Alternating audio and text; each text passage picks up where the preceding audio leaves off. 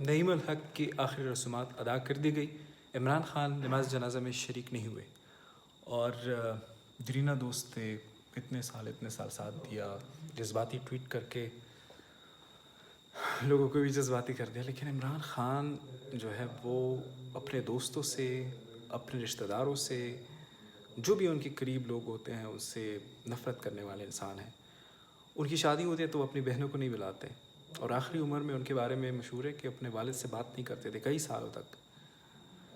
ماں کے حوالے سے جو انہوں نے اسپتال بنایا ہے وہ بھی تازادات باتیں ہیں، لیکن وہ جن کے سینسیٹیو معاملات ہیں، کیوں بنایا اور اسپتال جب آپ بناتے ہیں تو کیا فائدہ ہوتا ہے آپ کو، یہ بہت زیادہ سٹوریز ہیں. اور شوکت خانم سے عمران خان کو کیا فائدہ ہوتا ہے.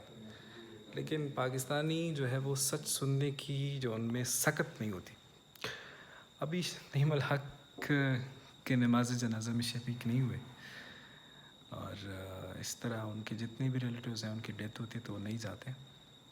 ان کے سگے چاچا کے بیٹے کا انتقال ہوا میاں والی میں، اور وہ 18 دن بعد انہوں نے میڈیا میں کوئی بیان جاری کیا کہ میرے چاچا زاد بھائی کا انتقال ہوا اور افسوس ہوا وغیرہ وغیرہ.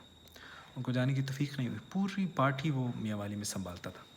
یہی عمران خان کی عادت ہے. اسی طرح ہم اس کو اچھائیوں میں شمار کرتے ہیں کہ دیکھیں فلاں ملک کا صدر آ رہا ہے، فلاں ملک کا وزیر اعظم آ رہا ہے، فلاں ملک کا بادشاہ آ رہا ہے، لیکن کوئی پروٹوکول کے لیے عمران خان کی فیملی نہیں ہے، عمران خان کے بچے نہیں وغیرہ وغیرہ.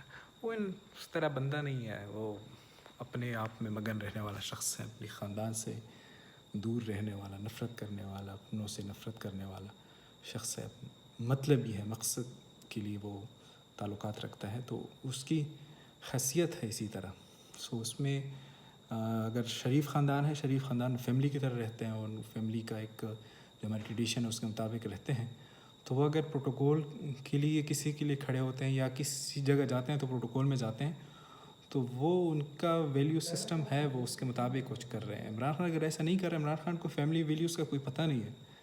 وہ فیملی کو نہ ٹائم دیتے ہیں اور اپنے رشتہ داروں کے ساتھ بات تک نہیں کرتے، ان کی غمی خوشی میں شریک نہیں ہوتے.